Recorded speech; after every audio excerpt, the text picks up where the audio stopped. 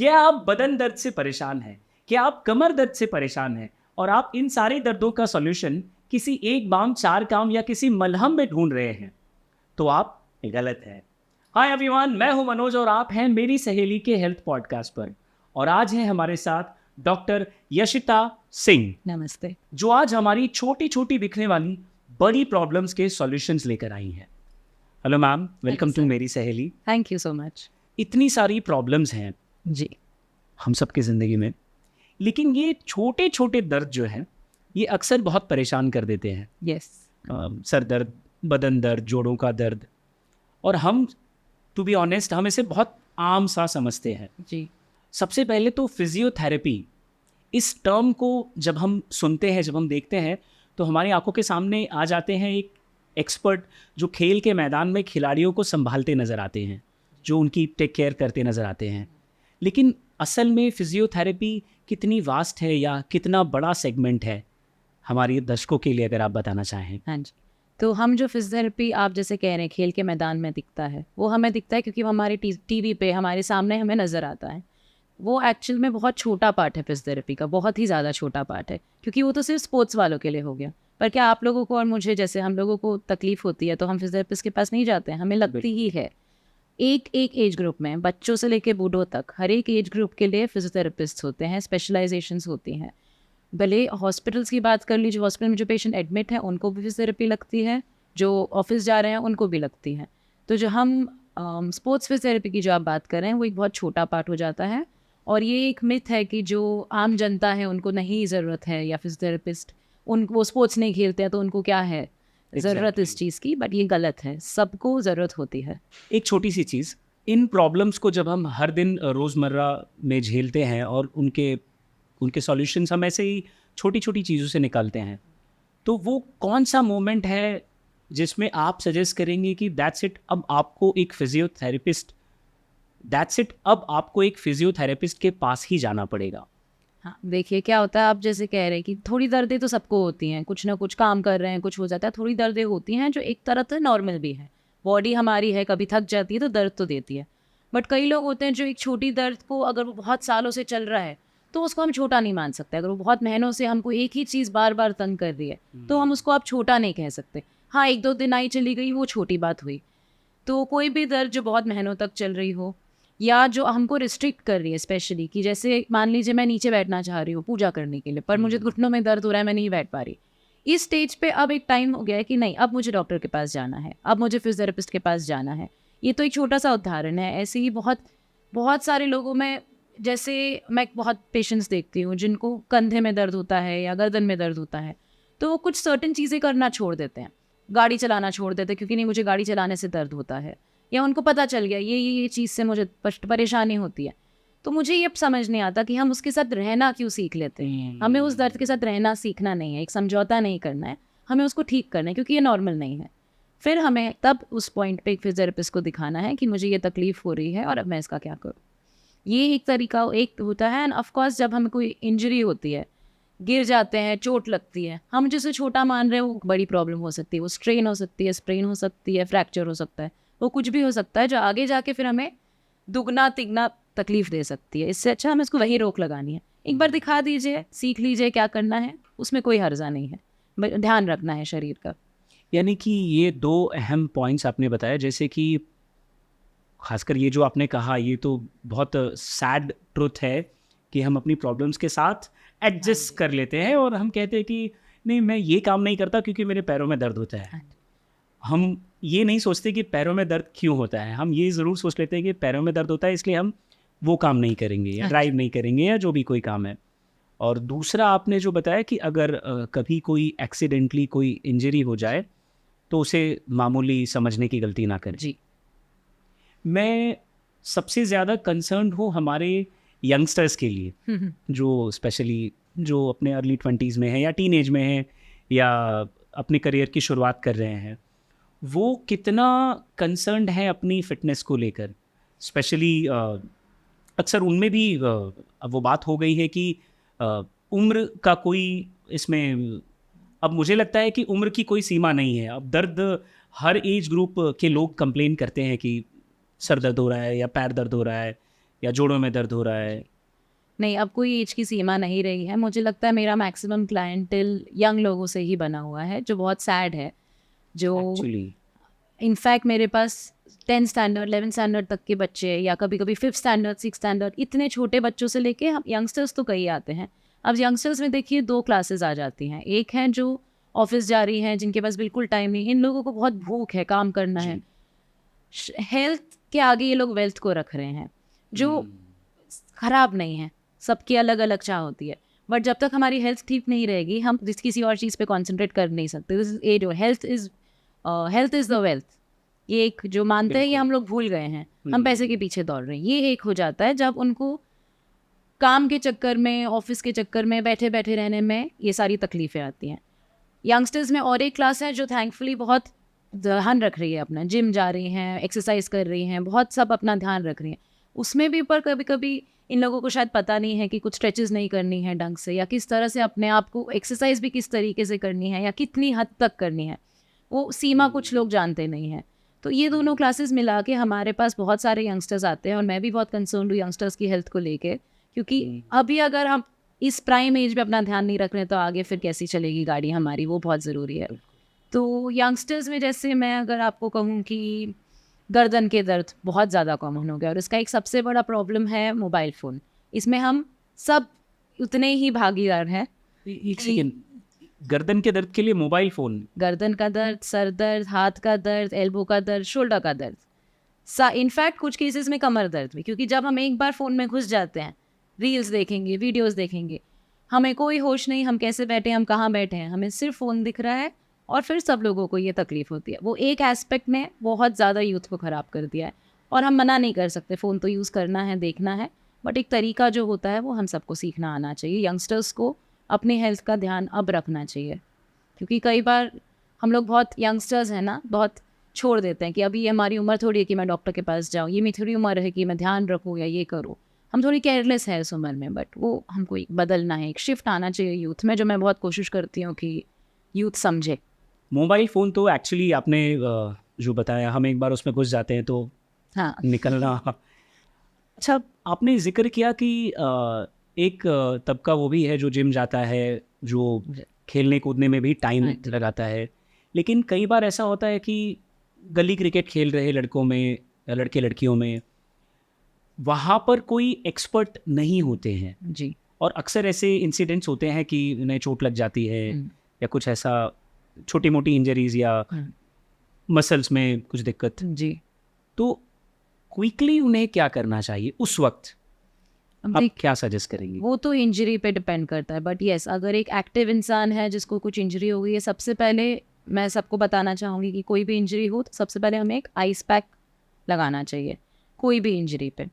उसके बाद जैसे अगर सिंपल चीज़ है कि अगर गर्दन में दर्द है, अगर मुझे कंधे में झटका लग गया है, ऑफ कोर्स 1-2 दिन हमें वहाँ की मूवमेंट नहीं करनी है। फिर हमें चेक करना है, अगला स्टेप आता है मुझे चेक करना है, मेरे कंधे में दर्द लगी है, अब मैं हाथ ऊपर करके देखूँ, मैं हाथ पीछे करके देखूँ, किस मूवमेंट मुझे दर्द हो रहा है, क्या मेरा हाथ ऊपर जा भी रहा है। इन सब चीज़ों के बेसिस पे एक हमको आइडिया मिल जाता है कि ये कितनी सिवियर इंजरी है। अगर मूवमेंट है, हल्का दर्द है, तो हम कहते हैं चलिए आइस पैक लगाइए, वो कुछ दिनों में सेटल हो जाएगा, आप मूवमेंट करते रहिए, क्योंकि हाथ अटकना नहीं चाहिए। अगर हम कहें नहीं, बिल्कुल हिल ही नहीं रहा है, तो तब एक टाइम है कि नहीं, आप अब मुझे डॉक्टर को दिखाना चाहिए कि ये क्यों हो रहा है, क्या हो रहा है, कुछ टेंडन इंजरी तो नहीं है, कुछ मसल टेयर तो नहीं है। ये सब बहुत मायने रखता है, क्योंकि ये आगे जाके फिर कुछ सर्जरी तक बात ना आ जाए, या फिर हाथ अटक ना जाए। जैसे बहुत ज़्यादा केसेस में हमने देखा है कि हाथ जैम हो जाता है या कंधा जैम हो जाता है। तो इंजरी को तब के तब हमको एड्रेस करना है, तब के तब हमें देखना है कि ये क्यों हो रहा है, हमें उसे छोड़ना नहीं है। बिल्कुल। इसके उलट एक और सेक्शन हमारा ये भी है जो बिल्कुल भी एक्सरसाइज नहीं करता, बिल्कुल भी कोई स्पोर्ट्स एक्टिविटी में, मतलब सुबह से शाम तक वो काम में ही है, और संडे शायद सोने में बिता दें। हाँ, तो उनकी प्रॉब्लम्स कब शुरू होती हैं? उनकी प्रॉब्लम्स देखिए, ये तो लाइफस्टाइल में ही शुरू हो जाती हैं कि ये तरीका है ही नहीं अपना ज़िंदगी जीने का, कि आपका जॉइंट, एक बॉडी जो है वो 12-12 घंटे आप कंप्यूटर के सामने बैठे हुए हैं या काम कर रहे हैं। और यही वर्ग है जो ट्रैवल भी शायद बहुत करता है, ट्रैफिक में भी फिर वो बैठे रहते हैं, वो हर जगह जाके बस बैठे हुए हैं सीधा, हाथ ऐसे, गर्दन ऐसी या ऐसे। ये ये क्लास तो बहुत ज़्यादा सफ़र कर रहा है मेरे हिसाब से। और इनको जैसे मैं क्लिनिक भी आने कहूँ या मैं इनको बोलूँ कि आप आइए, अपना ध्यान रखिए, तो उनका कहना ये है कि मैं सुबह 7 बजे उठता हूँ, मैं रात को 12 बजे ख़त्म करता हूँ, मैं काम में लगा हुआ हूँ, मैं क्या कब करूँ, एक्सरसाइज कब करूँ। इन लोगों के लिए एक थोड़ा-सा हैबिट चेंज या लाइफ़स्टाइल चेंज लाना बहुत ज़रूरी है। मैं ये नहीं कह रही हूँ, मुझे समझता है टाइम निकालना मुश्किल होता है, बट कैसे मैनेज करना है या किस हिसाब से आदतों में एक आदत डाल लेना कि मैं अपने शरीर को हार्म नहीं कर रहा हूँ, वो बहुत ज़रूरी है। वो क्या हम बताना ऐसा कह ज़रूरी है। सकते हैं कि अभी वो कोई शिकायत नहीं कर रहे हैं, लेकिन कोई गारंटी नहीं है कि वो आगे उन्हें कोई प्रॉब्लम नहीं होगी?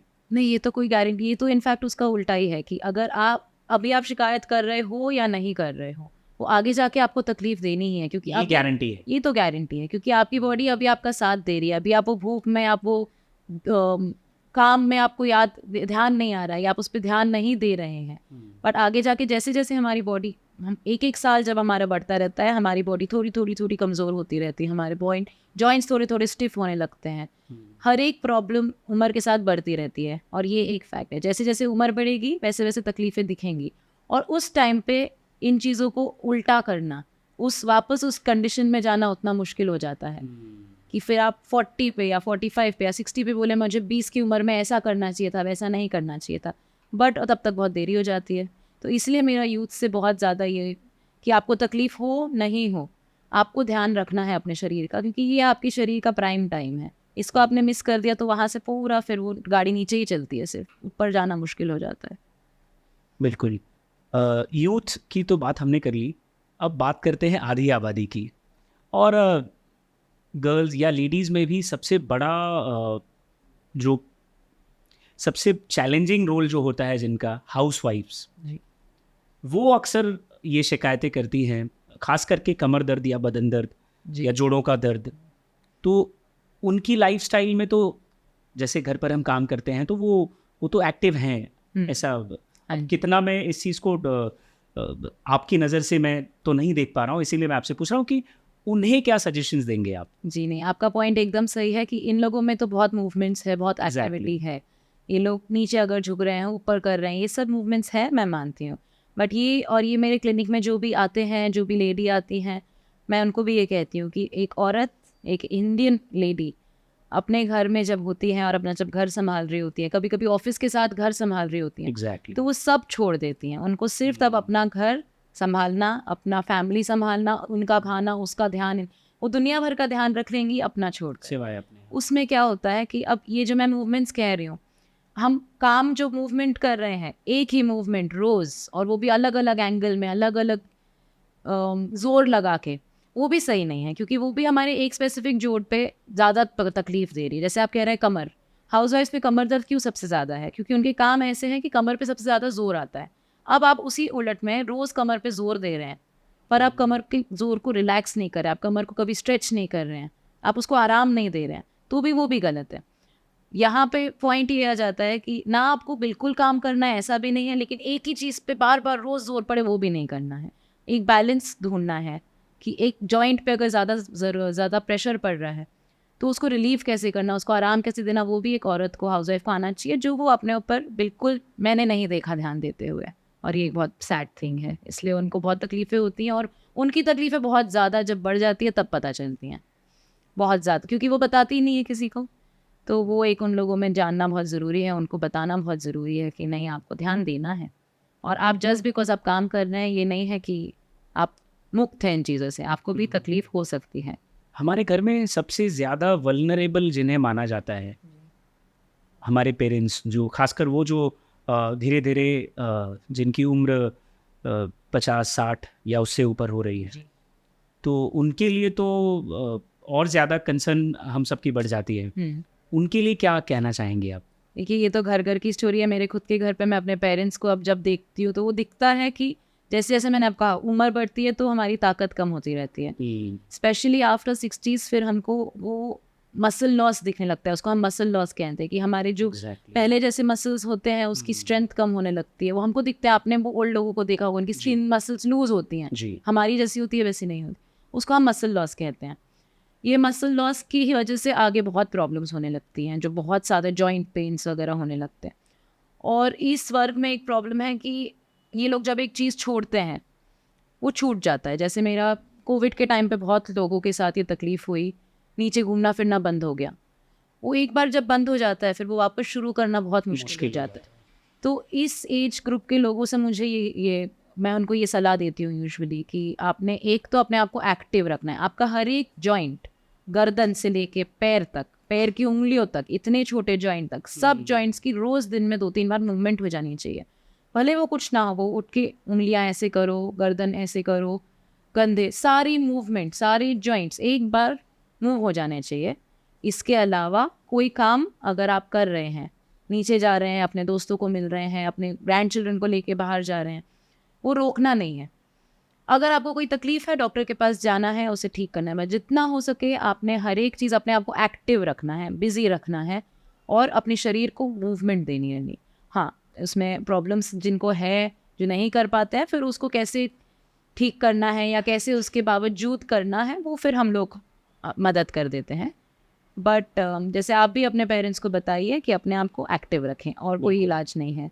बिल्कुल, इनफैक्ट हम तो उस जनरेशन में हैं जहाँ हमारे पेरेंट्स अक्सर ये कहते हैं कि जब मैं तुम्हारी उम्र का था तो मैं रोज़ सुबह हाँ जी, हाँ 1 घंटे वॉक किया करता था या एक्सरसाइज किया करता था। एंड थैंकफुली वो इसीलिए अब एग्जैक्टली। मुझे लगता है कि हम इस मामले में हम काफ़ी फॉर्चुनेट रहे हैं, हम लकी रहे हैं कि हमें हमारे पेरेंट्स की जो हेल्थ है वो हमारी तरह बिगड़ी हुई नहीं है। हाँ हाँ, शायद उनकी हैबिट्स, उनका जो मेरे कई ओल्ड पेशेंट्स की हेल्थ मेरे यंगर पेशेंट्स से कई बेटर है। कहीं बैठे और मैं यही सोचती हूँ जब ये जनरेशन अगर ऐसी ही चली तो जब हम 60 के होंगे तो हमारी क्या हालत होगी वो हमें इमेजिन भी नहीं कर सकते, क्योंकि अभी से ही इतनी तकलीफ़ें हैं। तो फिर इसीलिए एक्टिव रहना ज़रूरी है और जो हमारे पेरेंट्स ने बहुत अच्छे से किया है, निभाया है। अच्छा मैम, एक सेक्शन वो भी है जो दिन भर अपने फिजिकल हार्डवर्क पर ही डिपेंड करता है। वो जो सामान ढोने का काम करते हैं, वो जो लेबर वर्क करते हैं, उन्हें भी आई एम श्योर ये सब प्रॉब्लम्स आती होंगी। जी, लेकिन अगेन मेरा क्वेश्चन वही है कि उनकी तो हैबिट में ही हार्डवर्क है, मेहनत है, उनका शरीर शायद हमसे कहीं ज़्यादा मूवमेंट्स करता है, जी, तो भी उनमें भी ये प्रॉब्लम्स देखी जाती होगी। हाँ जी, उनमें भी प्रॉब्लम्स देखी ही जाती हैं। बट जैसे आपने कहा उनका बॉडी अलग तरीके से बना है। एक तो उनकी बॉडी को आदत है, उनके शरीर को आदत है वो वज़न लेने। उनकी बॉडी हम लोगों की बॉडी से कई ज़्यादा स्ट्रॉन्ग होती है। उनको जब हम ट्रीट करते हैं, उनको अगर कभी कुछ तकलीफ होती है तो हमने देखा है उनकी रिकवरी हम लोगों से कई ज़्यादा बेटर होती है, क्योंकि उनकी एक्टिविटी लेवल्स उतनी है। पर क्या प्रॉब्लम होती है कि इनकी रोज़मर्रा की ज़िंदगी इस पे चल रही होती है, तो कभी कोई ऐसी तकलीफ हो जाए, जब ढूंढने में कुछ अलग हो जाए, कुछ काम में कुछ इंजरी हो जाए, इन लोगों के लिए फिजियोथेरेपी बहुत ज़्यादा मान्यता रखती है। उस इंजरी को ठीक करना बहुत ज़्यादा ज़रूरी हो जाता है, क्योंकि उनकी पूरी उनका घर उस पे एग्जैक्टली। तो और प्रॉब्लम यहाँ ये आ जाती है कि वो क्लास ऐसा है जिनको फिजियोथेरेपी का तो बिल्कुल ही पता नहीं है। एक बार को आम जनता को पता है, बट वो क्लास को नहीं पता ये क्या करना है क्या, और अगर पता भी है तो शायद अफोर्डेबिलिटी का प्रॉब्लम आ जाता है।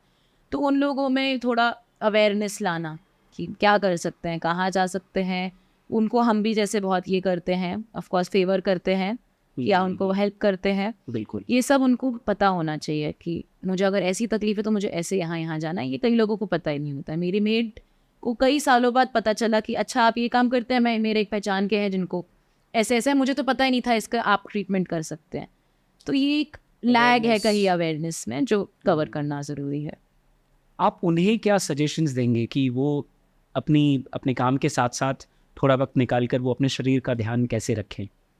उनको भी जैसे मैंने कहा कि जैसे अगर कोई लेबरर है जो रोज़ सर पे सामान उठा रहा है, तो आपको ये देखना है कि उनकी गर्दन पे रोज़ एक ही स्ट्रेन पड़ते जा रहा है। तो अब उनको जब आराम का टाइम है, जब वो कुछ काम जब वो रेस्ट कर रहे हैं घर आके, तो उनको यहाँ का टेंशन थोड़ा रिलीफ करना है। उन्होंने अपनी गर्दन थोड़ी सी स्ट्रेच करनी है, क्योंकि पूरा दिन उस पर प्रेशर रहा है।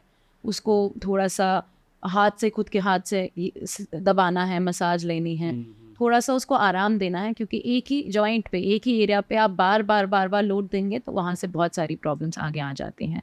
तो उनको ये बताना ज़रूरी है कि आपका किस तरह कहाँ प्रेशर आ रहा है वो आप देखें और उस हिसाब से उस एरिया को रिलैक्स करिए। अगर कमर में प्रेशर आ रहा है तो आपने घर जाके थोड़ी देर, जैसे योगा के आसन हो गए, थोड़ा सा करना है ताकि वो खींचे, बॉडी का प्रेशर रिलैक्स हो जाए।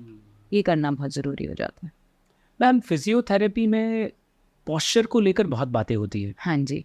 और हमने बहुत शुरू से ये सुनते आए हैं हम कि सीधे बैठना है या गलत तरीके से नहीं बैठना है। जी। तो फिजियोथेरेपी क्या कहती है पोस्चर के बारे में? फिजियोथेरेपी और मेरा जैसे मानना है पोस्चर लेके कि हमें कई बार पता भी नहीं होता कि हम गलत बैठे हैं या हम गलत कर रहे हैं। हम घंटों ऐसे बैठे हैं, ये गलत पोस्चर है। हम टीवी देख रहे हैं, हम कई बार ऐसे बैठे हैं। हम फ़ोन देख रहे हैं, हम ऐसे कर रहे हैं, ऐसे लेट के कर रहे हैं। ये जो चीज़ें हैं हमको पता ही नहीं होती हैं कि मेरा पोस्चर ख़राब है। सबसे पहले ये जानना है कि पोस्चर ख़राब होता क्या है। पोस्चर ख़राब तब है जब हमारी बॉडी जो एक सीधी स्ट्रेट बैठना होता है या एक तरीके से बैठना होता है, हम उसमें टेढ़ा मेढ़ा आगे पीछे बैठे होते हैं। सिंपल टर्म्स में ये पोस्चर है, बहुत ही आम भाषा में बोल। तो अब इसमें मैं ये नहीं कह रही कि हमने सीधा बैठना है मतलब हमें तन के बैठना है, क्योंकि अगर आप तन के बैठेंगे ये सही पोस्चर है, बट इसमें भी मैं 4 घंटा बैठूंगी तो मेरी दर्दें उठेंगी ही। तो पोस्चर का मोर देन कैसे बैठना है, एक हो गया सीधे बैठना है, गर्दन सीधी है, कमर झुकी नहीं होनी चाहिए, पैर टिके रहने चाहिए ज़मीन पर, जी। हाथ टेढ़े मेढ़े हवा में नहीं, यहाँ वहाँ नहीं, ये एक सही पोस्चर होता है। पर उससे ज़्यादा ज़रूरी है कि अपने पोस्चर को हमने स्टैटिक नहीं रखना है, हमने उसको डायनामिक रखना है। स्टैटिक मतलब ऐसे में भी बैठे बैठे बैठे बैठे वो हमको नुकसान करेगी। हमारी बॉडी बैठने के लिए वैसे बनी ही नहीं है। हमारे आज से आप पूर्वजों के टाइम से देख लीजिए, हमारा बैठने का काम नहीं है। हम या तो किसान हैं, या तो हम बैटल फील्ड्स में हैं, या तो हम हंटिंग करते थे पहले। ये जो बैठने का ये तो अभी चलन शुरू हुआ है कि बैठ के काम बिल्कुल। करना। बॉडी को मूवमेंट देनी है। 4 घंटा किसी भी पोस्चर में सही या गलत बैठना ही नहीं है, मूवमेंट्स करती रहनी है। जैसे मैंने आपको पहले कहा, जॉइंट्स को, सब जॉइंट्स को मूवमेंट देनी है। गर्दन कहाँ कहाँ घूम सकती है, ऊपर नीचे आजू बाजू, ऐसे दाएं बाएं, सबको बीच बीच में घुमाना है। सेम कंधा, सेम कमर, आगे पीछे आजू बाजू सब मूवमेंट्स करनी है। पोस्चर इसी में हमारा कवर हो जाता है कि हमारा पोस्चर, हमने सारे जॉइंट्स को मूव करना है और सही रखना है, टेढ़ा मेढ़ा नहीं रखना है, इतना हमारा बात होता है। पोस्चर के अलावा नेक पेन की शिकायत बहुत होती है। नेक पेन तो मुझे लगता है, मैं अगर दिन में आप समझ लीजिए 10 पेशेंट्स में से शायद 7 नेक पेन के होते हैं। मैं तो नेक पेन देख के परेशान हो गई हूँ, क्योंकि जैसे मैंने आपको कहा जी। कि अब वो ऑफिस के लोग हो, या वो मोबाइल फ़ोन हो, या वो स्कूल में स्टूडेंट्स लिखना पढ़ना बैठना हो, मम्मी पापा के एज के लोग भी मोबाइल में लगे रहते हैं, उनको भी नेक पेन्स हो रही है। कोई बचा नहीं है नेक पेन से, ये मुझे बहुत ज़्यादा प्रॉब्लम वाली चीज़ लगती है। और आप शायद ये जानते नहीं होंगे, जैसे हाथ का जब काम होता है, हाथ पे बहुत प्रेशर पड़ रहा है, जैसे सपोज डेंटिस्ट्स हैं, बहुत देर ऐसे रहते हैं, सर्जन्स हैं, जहाँ भी हाथ का काम हो रहा है, ऑफिस में लोग लिख रहे हैं, ये सब प्रेशर भी आके सीधा हमारे नेक पेन पे, गर्दन पे आता है। बहुत लोग, आप आजकल आपने सुना होगा, लोग कहते हैं मुझे माइग्रेन है, दर्द हो रहा है। वो माइग्रेन का दर्द भी कभी कभी माइग्रेन नहीं होता है, उसको हम सर्वाइकोजेनिक हेडेक बोलते हैं, कि वो यहाँ से आता है, गर्दन से आता है और हमारे सर पे जाता है, क्योंकि यहाँ हमारी नसें हैं सर की। ये सब का एक सिंपल सोल्यूशन होता है। जैसे मैंने कहा, एक तो अपना पोस्चर ठीक रखना है, टेढ़ा मेढ़ा नहीं रखना है गर्दन को। गर्दन ऐसे रहेगी तो आप खुद सोचिए पूरा टाइम खींची रहेगी, ऐसे नहीं रखनी है। सेकेंड चीज़, दिन में एक बार से ज़्यादा, इनफैक्ट दिन में कम से कम 2-3 बार हमने हमारे जॉइंट्स को पूरा मूवमेंट दिखाना है। कान कंधे तक लेके जाना है, यहाँ हमको तनाव फील होता है। आप अभी भी करेंगे तो आपको फील होगा, क्योंकि हमारा गर्दन पूरा टाइम खींचा रहता है। जी। तो ये मूवमेंट हमको फील करनी है। हमने ऊपर देखना है, नीचे देखना है, सारे जॉइंट्स को फ्री करना है। इसके अलावा अगर हमने और प्रेशर लगाना है तो हमने हाथ से इसको खींचना है, थोड़ा ये हाथ से जोर देना है अच्छे से। आप अभी भी अगर करेंगे तो आपको वो तनाव फील होगा, और वो अच्छा है और वो होना चाहिए, क्योंकि पूरा टाइम आप ऐसे सोचिए कि एक बॉल है, ये हमारा जो सर एक बॉल है और वो बैलेंस कर रहा है इसके ऊपर, तो इतनी देर उस पर बैलेंस कर रहा है और उसमें तो थकान तो आएगी, वो खींचेगा। बिल्कुल। उसको हमें मूवमेंट देनी है और फ्री करना है। और जैसे मैंने कहा, गर्दन का दर्द कभी कभार होना ठीक है, पर जब जो लोग हैं जो सालों सालों तक उसके साथ रहते हैं और उनका ये मान्यता है, हाँ मैं ऑफिस जाता हूँ, मैं काम करता हूँ, गर्दन का दर्द तो होता ही है, नेक पेन होता ही है, ये नॉर्मल नहीं है। ये आगे जाके फिर नेक स्पॉन्डिलाइटिस बन जाता है, जो हम सर्वाइकल स्पॉन्डिलाइटिस बोलते हैं, जहाँ ये मसल्स का प्रेशर हड्डियों पे पड़ने लगता है। वो नौबत हमने लानी नहीं है, उसके पहले हमको मसल्स को फ्री करके सब ठीक रखना है। नेक के अलावा शोल्डर्स, हाँ। स्पेशली फ्रोजन शोल्डर्स, हाँ जी। फ्रोज़न शोल्डर्स ये बहुत लोग जानते होंगे शायद या नहीं। डायबिटीज़ जिनको है उनको बहुत ज़्यादा चांसेस है फ्रोज़न शोल्डर का। अब ये भी एक प्रॉब्लम है कि डायबिटीज़ बहुत बढ़ने लग गई है आजकल। इसके चलते फ्रोज़न शोल्डर, नेक पेन जैसे मैंने कहा, ये सारा एरिया बहुत यूज़ होता है। ये हमने करना ही है हाथ यूज़, किसी भी चीज़ में कोई भी काम कर लें। तो इन सब के चलते फ्रोज़न शोल्डर भी आजकल बहुत ज़्यादा कॉमन हो गया है। एक चीज़ मैं फ्रोज़न शोल्डर में कहना चाहूँगी कि कभी कभार हमें फ्रोज़न शोल्डर बोल दिया जाता है, या कंधे में दर्द है, हाँ मुझे फ्रोज़न शोल्डर है। उसके बहुत सारे वेरिएशंस हो सकते हैं। आपके सिर्फ फ्रोज़न शोल्डर हो ये नहीं है, हमको बहुत सारी अलग अलग शोल्डर कंडीशंस हैं। आपको सबसे पहले पता करना है मुझे क्या है। वो पता करने का भी काफ़ी सिंपल तरीका है। अगर आपने फ्रोज़न शोल्डर है, अपना हाथ पीछे लेके जाइए यहाँ। अगर आपका हाथ पीछे जा रहा है आराम से, तो आपको फ्रोज़न शोल्डर नहीं है। नहीं है। आपको, हाँ, वो आपको फिर टेंशन नहीं लेना है, भले कोई भी बोल दे नहीं ये तो फ्रोज़न शोल्डर, नहीं, फिर वो फ्रोज़न शोल्डर नहीं है। कोई और तकलीफ है, कोई मसल इंजरी है, रोटेटर कफ इंजरी है, कोई झटका लगा है वहाँ, या कोई स्वेलिंग है जॉइंट के अंदर, सबसे पहले जान लेना ज़रूरी है कि क्या है। हाँ, जैसे मैंने कहा फ्रोज़न शोल्डर भी बहुत बढ़ रहा है, तो अगर हमने लगा नहीं हाथ मेरा अटक रहा है, फ्रोज़न शोल्डर में हाथ अटक जाता है, जैसे उसका नाम है फ्रोज़न, जम जाता है, कंधा बहुत जल्दी जम जाता है। डायबिटीज़ है तो और जल्दी जम जाता है। तो हमें उसको प्रिवेंट करने के लिए या उसको ठीक करने के लिए पूरे जॉइंट को पूरा लंबा, पूरा हाथ पीछे, पूरा हाथ जितना पीछे जा सकता है। कई लोगों का ऐसे नहीं होता है, तो हमने तौलिया पकड़ना है, तौलिया पकड़ के हाथ ऊपर खींचना है, शोल्डर को जितना हो सके कपड़े की तरह निचोड़ना है और फ्री पूरा खुलना है ये जॉइंट। फ्रोज़न शोल्डर का ये तरीका है, और सबसे अच्छा मैं कहूँगी आने ही नहीं देना है। स्पेशली अगर आपको डायबिटीज़ है, फ्रोज़न शोल्डर का बहुत ध्यान रखना है। सारी जॉइंट को घुमाते रहना है, दिन में 1-2 बार ही मूवमेंट करनी है, अटकने नहीं देना है। वो एक बार अगर अटक गया ना, बहुत ज़िद्दी है, बहुत पकड़ लेता है। तो आजकल बहुत लोग परेशान हैं इस चीज़ से।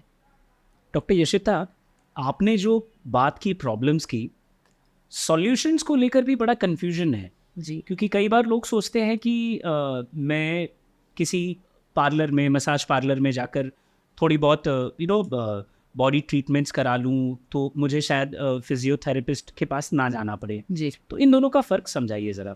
देखिए मसाज पार्लर्स जैसे हैं, मसाज करेंगे मसल्स को रिलैक्स करेंगे, और वो बहुत ज़रूरी होता है। मैं खुद बहुत मेरे क्लाइंट्स को मसाज लेने भेजती हूँ और कहती हूँ कि 2 हफ्ते में या महीने में एक बार ले लेना चाहिए, उनके बहुत फ़ायदे होते हैं। हैविंग सेड दैट, पर मसाज से हम मसल को फ्री कर रहे हैं और वो हमको बहुत अच्छा लग रहा है, जी। पर वो एक सल्यूशन नहीं है। पर वो एक सल्यूशन नहीं है। हमें उससे सिर्फ हम अपने आप को बेटर फील करवा रहे हैं, पर जो मसल पे जोर पड़ रहा है, जो हमारे शरीर में कमज़ोरी है, जो हमारा कमज़ोर जो हमारे कंधे हैं वो जोर नहीं ले पा रहे हैं, वो तो खराब ठीक नहीं होगा।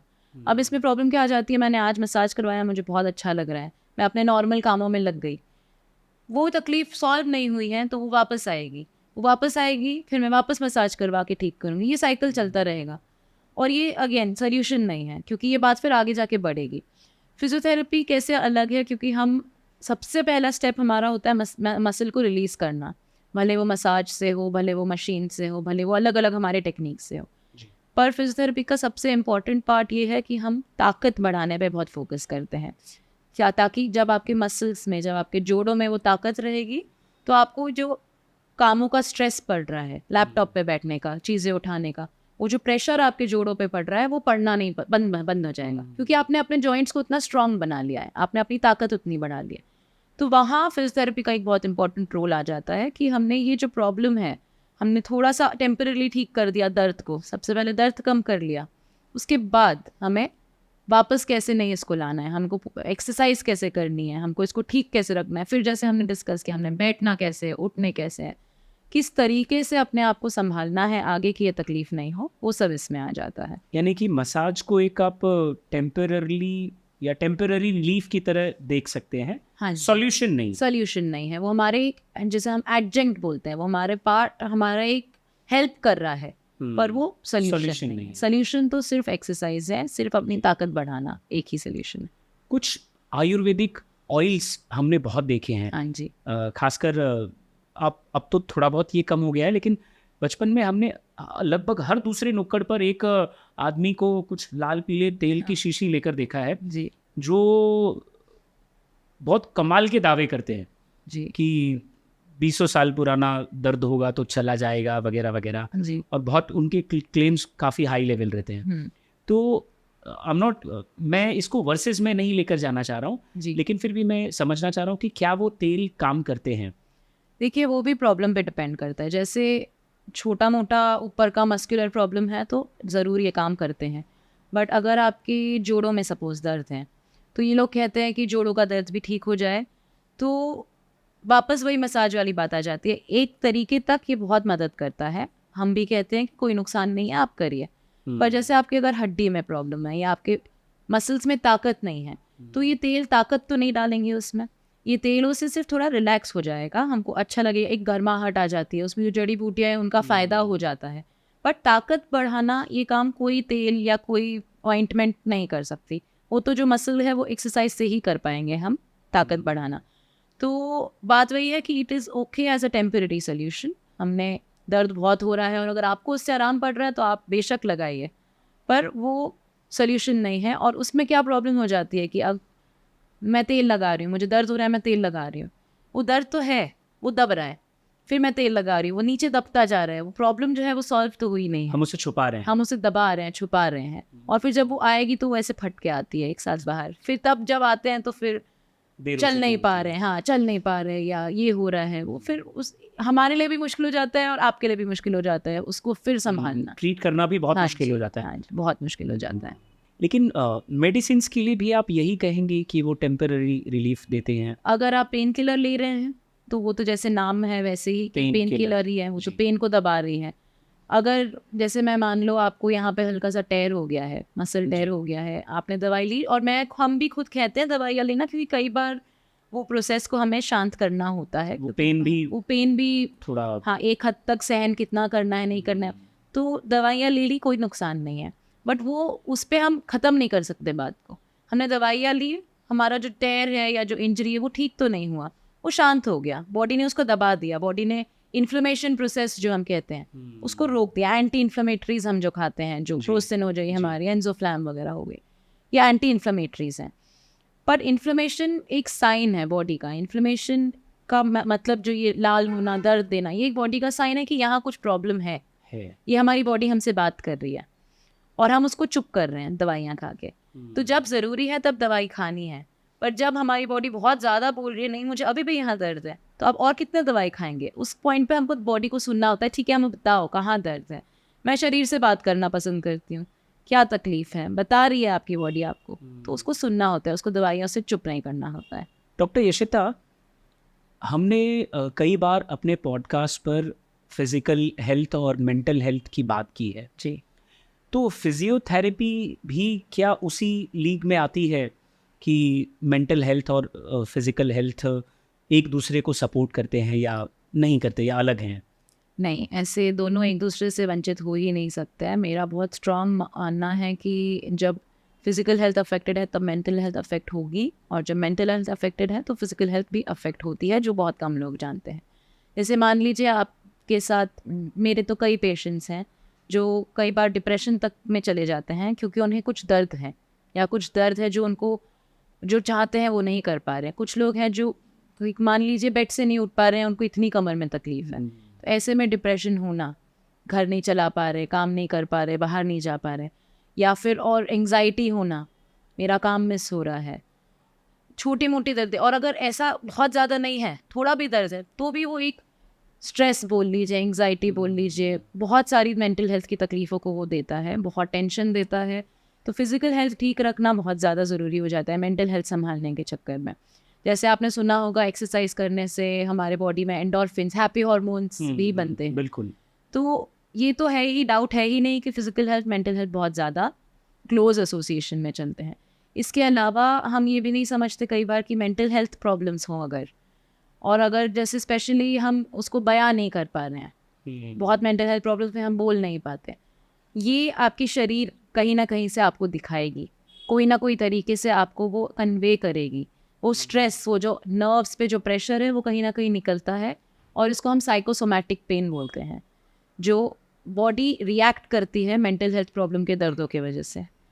और वो भी कंसिडर करना बहुत ज़रूरी होता है। तो जब हम एक पेशेंट को देखते हैं, हम उनका जॉइंट तो देखते ही हैं कि अच्छा आपको हाथ में दर्द है, हम आपका हाथ देखेंगे, या आपको गर्दन में दर्द है, हम देखेंगे। इसके अलावा हम पूछते हैं आपको स्ट्रेस है, आपको कुछ टेंशन चल रहा है, क्योंकि ये सब भी हमारे बॉडी पे स्ट्रेस डालती है, टेंशन डालती है। आपने देखा होगा अगर आप एग्ज़ाम हॉल में बैठे हैं, आपको टेंशन है, आप कुछ ना कुछ करते रहते हैं, आप अपना पैर हिलाते रहते हैं, आप कुछ अपना शरीर तन लेते हैं। कोई भी टेंशन में ऐसे बैठा होता है, कोई आराम से तो बैठा नहीं होता स्ट्रेस में। हमेशा हमारी बॉडी थोड़ी सिकड़ी होती है, जकड़ी हुई होती है, स्ट्रेस में गर्दन पे आती है। तो जैसे गर्दन का दर्द सबसे ज़्यादा हमें दिखता है कि कोई स्ट्रेस में है अगर, तो वो दर्द गर्दन पे बहुत क्लियरली दिख के आता है। और ये तो एक एग्जाम्पल था। हर चीज़ का एक मेंटल और फिजिकल एस्पेक्ट हमें देखना होता है, क्योंकि ये दोनों एक दूसरे के बिना चल ही नहीं सकते।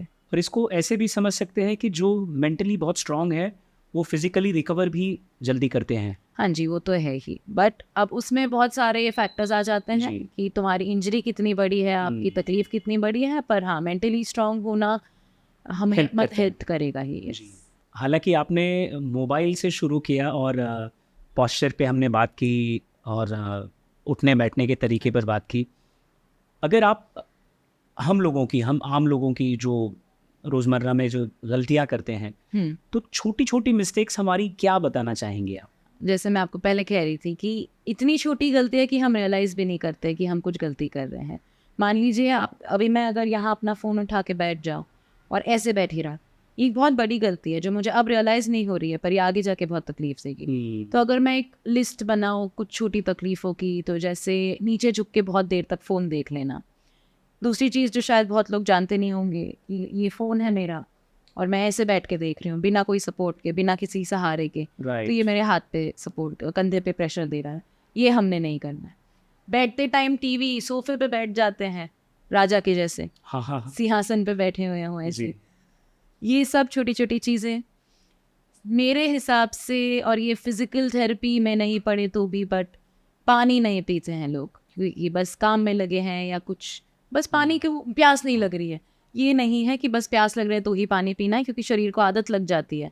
अगर आप 1 लीटर पानी पी रहे हैं दिन में, आपका शरीर 1 लीटर पानी मांगेगा। तो ये नहीं हमने करना है, हमने कम से कम 3 से 4 लीटर पानी पीना है। ये छोटी छोटी गलतियां हैं। खाना पीना तो फिर वो अलग ही स्टोरी आ जाती है कि 8 घंटा सोना नहीं, बाहर का खाना ही सिर्फ खाना, पानी कम पीना, ये छोटी आदतें भी बदलनी ज़रूरी है। और ऑफिस वालों को मैं कहना चाहूँगी कि आप ऑफिस में प्लीज़ अपना डेस्क चेक करिए। आप कहाँ बैठे हैं, आप कैसे बैठे हैं, जहाँ आप बैठे हैं वो ज़्यादा ऊपर या नीचे तो नहीं है, दाया बाया तो नहीं है। टीवी, अगर आपने अपने घर में टीवी लगा रखा है उसको आगे लगाइए। आपने टीवी यहाँ लगाया, आपका सोफ़ा यहाँ देख रहा है, तो आप कैसे ऐसे टीवी देख सकते हैं? ये सब छोटी चीज़ें बहुत ध्यान रखनी पड़ती हैं और हमें पता ही नहीं चलता है कि हम गलत कर रहे हैं, पर बहुत गलत कर रहे हैं। चलते चलते कुछ अच्छी हैबिट्स के भी बारे में बात करें। हाँ जी, एक फॉर एग्जांपल छोटे छोटे मैं टिप्स दे सकती हूँ। जी। मैंने पानी की बात की, आपने अगर पानी पीना है, अब मुझे सबसे ज़्यादा बोलते हैं हमें काम में याद नहीं रहता है, ये आपका फ़ोन है, इसको अपने फ़ायदे के लिए यूज़ करिए। हर देर 2-2 घंटे में अलार्म लगाइए, मैंने पानी पीना है, ये एक आदत बनी रहनी। आजकल ऐप्स भी आते हैं, बहुत सारे ऐप्स हैं जो आपको पानी का रिमाइंडर देते हैं, मैंने कितना पानी पिया है, क्वांटिटी कब के बारे पिया में भी है। हाँ बताते जी, हैं। पूरा आपको मिल जाएगा, जी। उनको यूज़ करिए। चलना फिरना, अगर आपने बोल दिया कि टाइम नहीं है मुझे वॉक पे जाने के लिए, बिल्कुल टाइम नहीं है, मैं सुबह ऑफिस निकल जाती हूँ, ठीक है, आप कैसे ऑफिस निकलते हैं? आप यहाँ से अगर कहीं रिक्शा लेते हैं, आप वो डिस्टेंस चल के मेंटेन करिए। आपने वो क्यों रिक्शा लेनी है? 5-10 मिनट का फ़र्क पड़ेगा, 10-15 मिनट का फ़र्क पड़ेगा, वो चल के कर लेना है कवर। ऑफिस में बैठे हैं, चाय मंगाते रहते हैं, पानी पी लीजिए। पानी की ग्लास को थोड़ा दूर रखिए, बॉटल रखिए, बड़ी बॉटल रखिए। चाय नहीं पीनी है, पानी पीना है। हाँ जी, क्योंकि मैंने देखा है लोग दिन में कई बार 5-5 6-6 चाय पी लेते हैं। दिन में एक ठीक है, मैं समझती हूँ, जी। पर तो एक बड़ी बॉटल मेरा मैं मानना है एक रखिए अपने साथ में, वो ख़त्म करिए, उसको दूर रखिए अपने, उठ के जाइए। उठ के जाने में आपका शरीर भी हिलेगा। सेम अगर आप ऑफिस में बहुत देर बैठे काम कर रहे हैं, आपने उठना है, अब वो आप अलार्म लगा के उठिए या वो आप अपनी चीज़ें दूर रखिए। कोई मुझे यहाँ जैसे कुछ लोग स्पेशली वर्क फ्रॉम होम करने में आपने देखा होगा, खाना यहाँ खा रहे हैं, लैपटॉप यहाँ है, चीज़ें यहाँ है, उठने का काम ही नहीं है, पूरा संसार एक टेबल पे आ जाता है। नहीं, सब दूर रखिए। थोड़ा सा छोटी आदत है, बहुत सिली आदत है, पर दूर रखिए, आदत करिए कि मैं उठ के जा रही हूँ, मैं चीज़ वहाँ से ले रही हूँ। तो ये जैसे हो गया कि चलना फिरना अपना बढ़ाना है। पानी पीना है, छोटी मोटी चीज़ों का ध्यान रखना है। एक जैसे मैं कहूँगी सुबह उठते से अपने बॉडी को स्ट्रेच करने की आदत डाल लीजिए। स्ट्रेच वही होता है जो मैंने समझाया, शरीर का हर एक जॉइंट मूव कर लीजिए। सोने से सुबह उठ के टाइम नहीं है, लेट उठ गए, भागना है, रात को सोने से पहले कर लीजिए। सोने के टाइम बेड पे लेट ही रहे ना आप, 2 मिनट थोड़ा सा योगा के आसन करके सो गए। अब उसमें लोग बहाना करते हैं मैंने खाना खाया है, मैं नहीं कर सकता। खाना खाने के 1-2 घंटे बाद आप थोड़े स्ट्रेचेस कर सकते हैं, उसमें कोई नुकसान नहीं है। हम बहाने बनाते हैं, बाकी अपने बहानों को साइड में रखना है।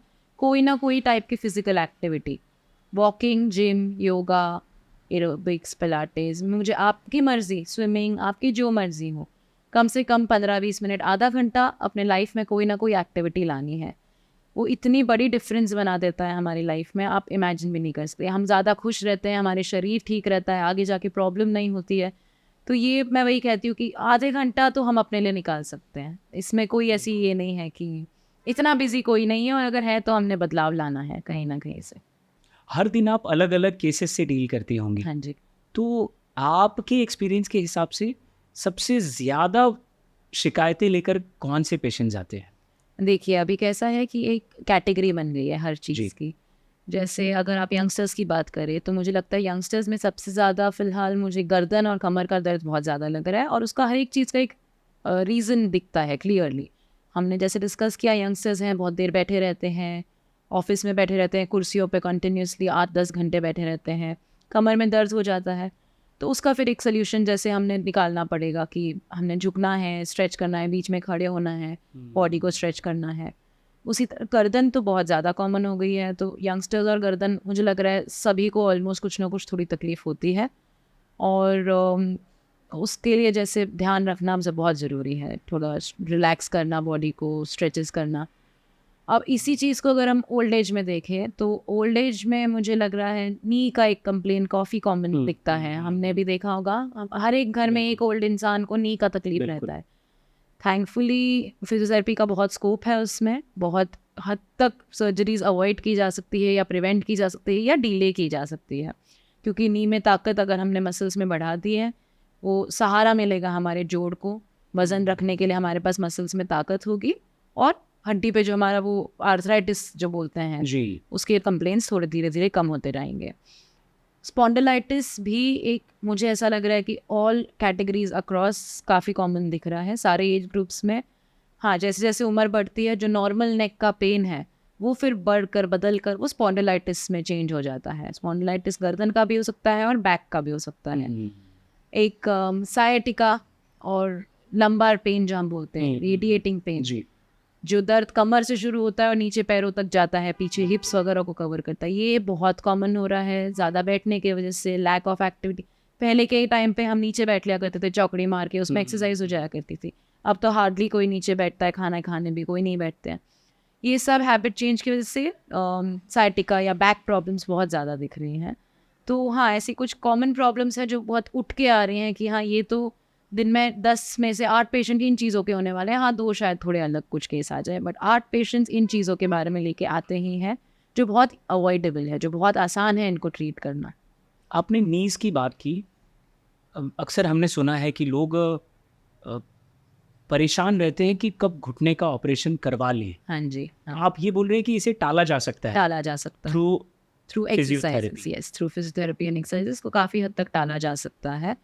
वो आपके ऊपर डिपेंड करता है आप एक्सरसाइज कितना करते हैं, कैसे करते हैं, आपके जोड़ों में जो गैप कम हो गया वो किस हद तक कम हो गया है, और आपका कितना किस लेवल पे पहुंच गई है आपकी आर्थराइटिस। बट उसका एक चीज़ मैं कहना चाहूँगी, अगर आपने ऑपरेशन के लिए जाना है, फिजियोथेरेपी के बिना जाना ही नहीं है। पहले फिजियोथेरेपी लेनी है, फिर ऑपरेशन के बारे में सोचना है, क्योंकि अगर आपने ऑपरेशन करना भी है तो भी वो एक्सरसाइज पहले से आना बहुत ज़रूरी है, क्योंकि नहीं तो जब आपके पहला दिन में वो लोग जब चीरा होता है तब के तब वो लोग आपसे एक्सरसाइज करवाते हैं या खड़ा करवा देते हैं। उसमें अगर आपको पहले से एक्सरसाइज आती है, आपको आदत है और आपके जोड़ों में ताकत है, तो आपके लिए आसान हो जाता है प्रोसेस। तो फिजियोथेरेपी करना ही है, उसके आगे फिर एक डिसीजन ले सकते हैं कि आगे का कैसे करना है, ट्रीटमेंट है, उस ऑपरेशन करना है नहीं करना है, वो आगे की बात आ जाती है, पर टाला जा सकता है। सोने को लेकर बहुत कंट्रोवर्सी है। मतलब मैं भी सोचता हूँ कि ये काफ़ी मुश्किल है कि सोते वक्त कैसे ध्यान रखा जाए कि बिल्कुल ऐसे सोना है, ये आइडियल पोजीशन है। बीच में बहुत रील्स आए थे जी। ऐसे सोना है, लेफ़्ट साइड को सोना है, घुटने के बीच में तकिया लेके सोना है। और अगर मैं, ये मेरा पर्सनल ओपिनियन है, ये वेरी कर सकता है, बट ये मेरे ख्याल से आजकल की रिसर्च भी कहती है, और ये आजकल के हम यंगस्टर्स फिजियोज हैं, ये हम बहुत स्ट्रांगली मानते हैं कि सोते टाइम आप अपना पोस्चर कैसे देखेंगे, या आप कैमरा लगाएंगे या किसी को बिठाएंगे कि मेरा पोस्चर देखिए, मैं कैसे बैठ बिल्कुल। सोऊं। तो और एक सोने का एक्टिविटी इन जनरल रिलैक्सिंग होता है, तो आपकी बॉडी तब रिलैक्स हो जाती है। अगर मैं उसमें, अगर मुझे टेढ़ा होके सोने की आदत है और अगर मैं आपको ज़बरदस्ती कहूँ ना आपने सीधा ही सोना है, मेरी नींद नहीं होगी, मेरी बॉडी और सख्त होगी उस ऐसे लेटने के चक्कर में। वो एक सोल्यूशन लेने के चक्कर में आप और 10 चीज़ें बिगाड़ रहे हैं। तो मेरे हिसाब से सोने को लेके इतना हमने टेंशन नहीं लेना है। ये वायरल होती हैं चीज़ें, उस पे ध्यान नहीं देनी है। हाँ, कुछ कॉमन सेंस की बातें हैं कि अगर आप 4 तकिए लेके सो रहे हैं गर्दन के नीचे, वो हमको कॉमन सेंस है कि वो नुकसान करेगी। जी। बहुत बहुत ज़्यादा मुलायम बिस्तर पे सो रहे हैं, पूरी बॉडी अंदर धंस जाती है, वो भी गलत है। तो हमने वो भी नहीं करना है, क्योंकि वो भी आपको नुकसान दे ही रही है। तो कुछ चीज़ें हैं सोने को लेके, पर उल्टा नहीं सोना, साइड में नहीं सोना, ऐसे सोना, वो सब कुछ नहीं है। आपने बस अपना तकिया देखना है, थोड़ा सा मोटा होना चाहिए, ज़्यादा सॉफ्ट नहीं होना चाहिए, ज़्यादा मोटा, सीधी रहे सोते टाइम, पीछे नहीं गिरनी चाहिए, आगे नहीं गिरनी चाहिए। ये एक हो गया। बाकी आपने बस बेड का ध्यान रख लिया, ज़्यादा हार्ड नहीं, ज़्यादा सॉफ्ट नहीं, बाकी आप बिंदास सोइए, सोने में कोई तकलीफ नहीं है। बाकी सब तो ठीक है, लेकिन उनका क्या जो ये कहते हैं कि मेरे पास टाइम नहीं है, हाँ हाँ। मैं दिन भर ऑफिस में हूँ, फिर थोड़ा वक्त बचे तो मैं रेस्ट करूँगा, तो ना तो वो एक्सरसाइज के लिए टाइम निकाल पाते हैं और ना ही कोई प्रॉब्लम हो तो फिजियोथेरेपिस्ट के पास जाने का टाइम निकाल पाते हैं। जी, मैं आपको स्टोरी बताती हूँ जो मेरे साथ शायद लगभग रोज़ होती है। कि मेरे पास पेशेंट आते हैं जो बहुत बिजी होते हैं, आते हैं, उनको हम ठीक कर देते हैं, उनको हम कुछ कुछ बताते हैं कि ये आपको करना है, बताते भी है, प्रॉब्लम वापस आ जाएगी, क्योंकि आपका काम तो है, काम तो आप रोकेंगे नहीं। आपने अगर ये नहीं किया, प्रॉब्लम वापस आ जाएगी। और भले वो 10 दिन का गैप हो, 1 साल का गैप हो, कुछ महीनों का गैप हो, वो वापस आएंगे और बोलेंगे हमारी तकलीफ नहीं हुई। मेरा सबसे पहला क्वेश्चन रहता है, आपने एक्सरसाइज की? वो बोलेंगे नहीं, मेरे पास टाइम नहीं था। और वो अब वो 2-3 बार हो जाता है, उनको या तो वो खुद समझ जाए कि आपने करना है, टाइम निकालना है, क्योंकि और कोई तरीका ऑप्शन नहीं है। ऑप्शन नहीं है। या तो वो 2-3 बार आने के बाद फिर समझ जाते हैं कि हाँ, मैं यहाँ आके ठीक हो जा रहा हूँ, ये क्यों नहीं रह रहा है, क्योंकि मैं एक्सरसाइज नहीं कर रहा हूँ। मैं समझती हूँ टाइम निकालना मुश्किल होता है, हम सब बिजी हैं, हमें भी टाइम निकालना मुश्किल होता है, बट एज अ यूथ हमें समझना है कि अपने लिए टाइम निकालना अब बहुत ज़रूरी है। क्योंकि आपने अगर समझ लिया मैं अभी कर लेता हूँ और बाद में संभाल लूँगा, बाद में तो टाइम ही है, नहीं, तब तक बहुत ज़्यादा देर हो जाएगी। टाइम निकालने के छोटे छोटे टिप्स होते हैं, जैसे सुबह उठ लिए, उठने ब्रश कर रहे हैं, ब्रश करने में अगर पैरों में कोई तकलीफ है, ब्रश करते करते पैरों की एक्सरसाइज वहाँ के वहाँ कर लीजिए, टाइम बच गया। आपने, जैसे मैंने कहा, ऑफिस जा रहे हैं, रास्ते में थोड़ा वॉक कर लीजिए।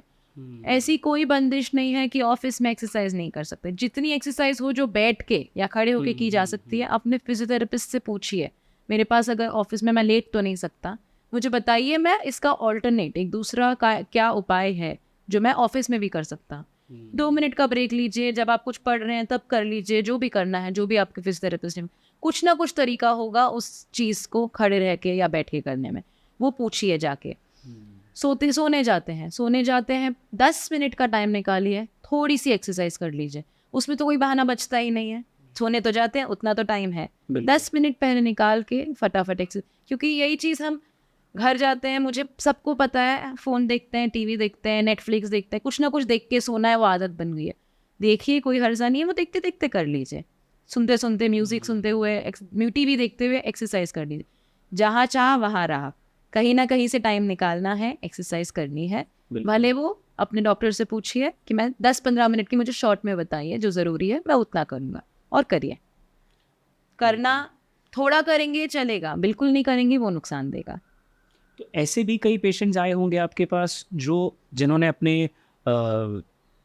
हेल्दी दिनों में, यानी 20s में, 30s में, 40s में अपने ऊपर ध्यान नहीं दिया और सिर्फ इस वजह से वो आज परेशान है। ऐसे भी केसेस हमारे मैक्सिमम पेशेंट्स, अगर जो भी क्लोज 40 के अगर पेशेंट्स हम देख रहे हैं, तो उनका एक बार तो बोलना आता है कि मुझे ये पहले ध्यान दे देना चाहिए था, जब ये छोटी थी तकलीफ, तब मैंने ध्यान दे दिया होता तो आज मैं इस सिचुएशन में नहीं होता।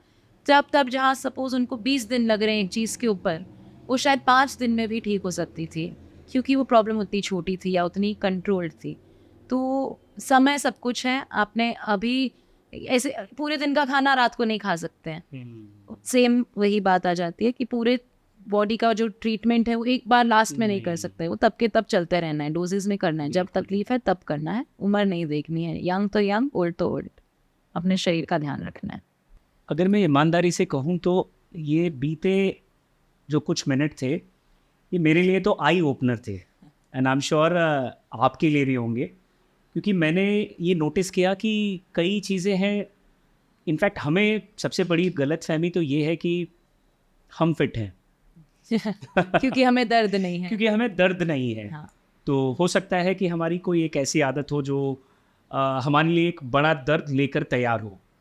तो बेहतर है कि हम उस दर्द तक ना पहुँचे, और आज डॉक्टर यशिता सिंह की जो भी सलाहें हमें मिली हैं उसे समझें और उसकी मदद से अपनी ज़िंदगी को आसान करें। So thank you so much doctor Yashita, it was amazing to have you here.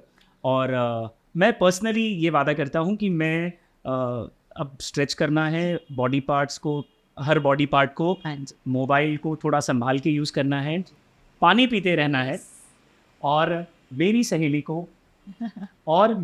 को सब्सक्राइब कर लेना है। Thank you so much everyone. Comment करके ज़रूर बताइए कि हमने जिन मुद्दों पर बात की आप इनमें कहाँ रिलेट कर पा रहे हैं। Thank you so much once again, keep watching.